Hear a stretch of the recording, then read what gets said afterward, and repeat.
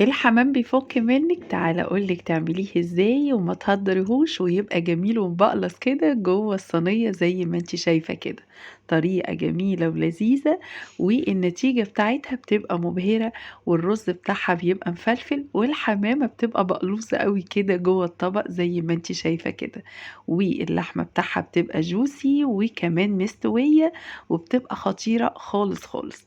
بُصّي ما شاء الله تبارك الله طريقة جميلة ولذيذة ومتجربة كتير وعملتها معاكِ على القناة كتير وبطرق ياما كبد والقوانص وباللحمة الجمبري، النهارده هنعمله بالكبد والقوانص. هنجيب الأول كده الزيت وهننزّل كده عليها الكبد والقوانص ونعمل لها صدمة كويسة جدًا كده على النار، بعد كده هننزل عليها يا دوبك ربع معلقة بس من الفلفل، وبعدين انزلي بقى بالبصلة اللي انت مقطعاها ناعم، قلبي كويس جدا، هاتي 2 مكعب ماجي لان احنا هنعمل كمية، وقلبي كويس الخليط الجميل ده، وبعد كده انزلي بالبهارات، وبالبهارات لما ننزلها بقى كده على الكلام ده كده والنار شغالة بتدي ريحة وتست جميل، والبهارات بتتحمص كده وبتبقى ريحتها خطيرة خالص. هنحط هنا الملح والفلفل الأسود وبهارات سبعة، وهنحط كبة صيني وكمان ذرة من القرفة، بتبقى جميلة والتيست بتاعها بيبقى خطير.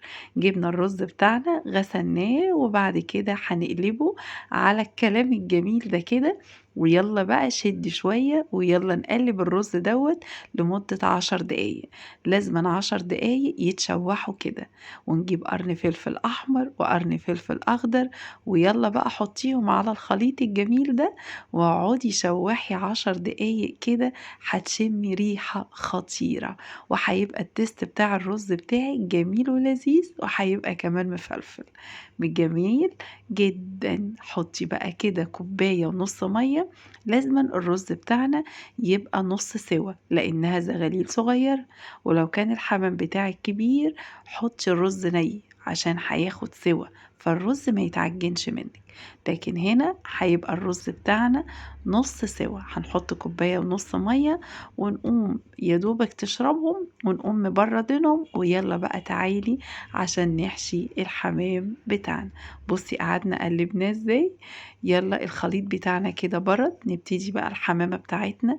الأول مسكناها صفقناها كده، فصلنا الجلد عن اللحم زي ما انت شايفة كده، وبعدين نبتدي بقى نحشي الحمامة بتاعتنا. هنبتدي هنا كده نحشي التجويف بتاعها من جوه، ونحشي الجوانب بتاعتها كمان،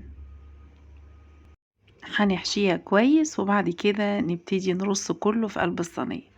فايدة ان انت تعمليها في الصينية ان هو ما بيتعرضش بقى للتقليب، وبالتالي بتحشي كويس جدا كده وبتحصلي على نتيجة كويسة، مفيش حاجة بتفرقع منك ولا حاجة، غير اللي بيبقى مسلوق. لما بنيجي نسلقه بنحاول بقدر الامكان ان احنا ما نحشوش كويس، بنفضيه شوية على اساس بنخاف عليه لان هو يفرقع مننا في قلب المية أو في قلب الشوربة بتاعته.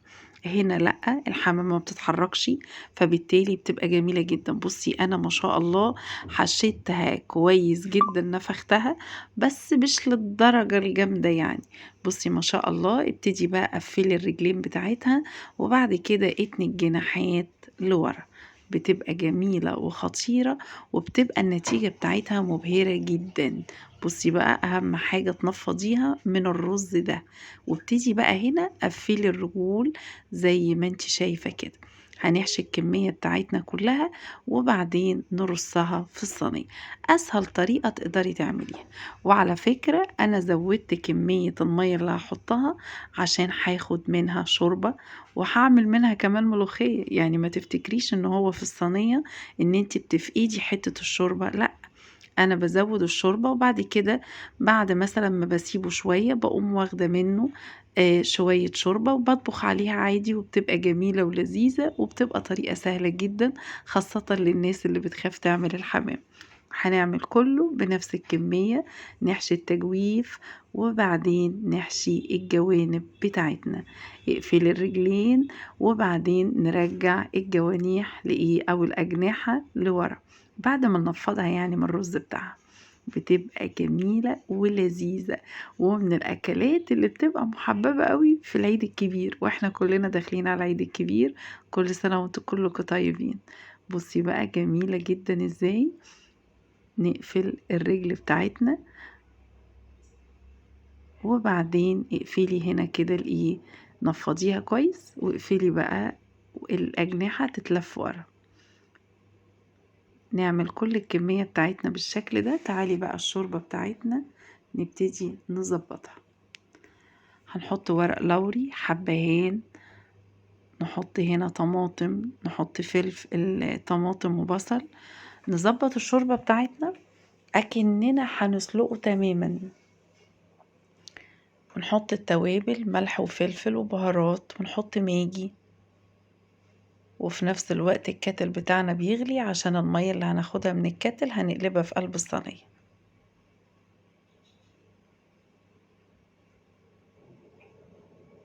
بتبقى خطيرة جدا. بصي حطيت الملح،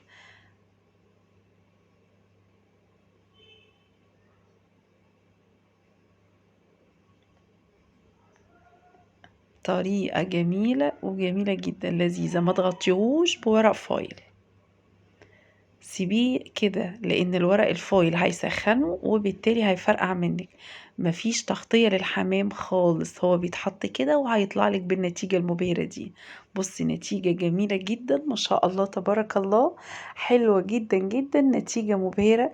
مفيش اي حاجة فكت خالص. ما تغطيهوش بورق فويل نهائي، دخليه كده، ولما تحتاجي شوربة منه هتمسكي الصينية وتقومي جايبة كده مصفى وتصفي وتاخدي منه شوية شوربة، تعملي عليهم اي حاجة انت عايزاها. بتبقى جميلة ولذيذة، والنتيجة بتبقى خطيرة خالص. بصي ما شاء الله تبارك الله، جميلة. رز مفلفل، اللحم بتاعها جميل ومستوي. يعني ما تفتكريش ان انتي عشان ما سلقتوش ان هو ما استواش، لا ده استوى بقى خطير خالص، وحافظتي عليه. والحمامية طالعة مقلبظة خالص وجميلة جدا وجوسي جدا زي ما انتي شايفة كده. ما شاء الله طريقة جميلة ومتجربة كتير، وانا عملتها لك كذا مرة على القناة بنكهات مختلفة. بصي ما شاء الله، شايفة الرز جميل وخطير ازاي ومفلفل ازاي.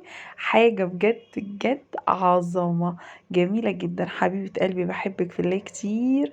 ما تنسيش لايك وشير وسبسكرايب لمطبخ ايمي البسيوني. 90% من اللي بيتفرجوا على القناة مش مشتركين في القناة.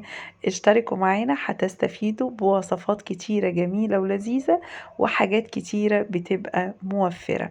بص الحمامية شكلها عامل ازاي، بجد بجد خطيرة، طعمه رهيب. قلبي الرز كويس عشان يبقى مفلفل معاكي بالطريقة الجميلة دي، واللحم بتاعها بيبقى جوسي وحلو، وبتبقى جميلة وأمورة ومقلبظة قوي كده. بجد بجد جميل جدا. حبيبة قلبي بحبك في الله. كل سنة وانتم طيبين. باي باي.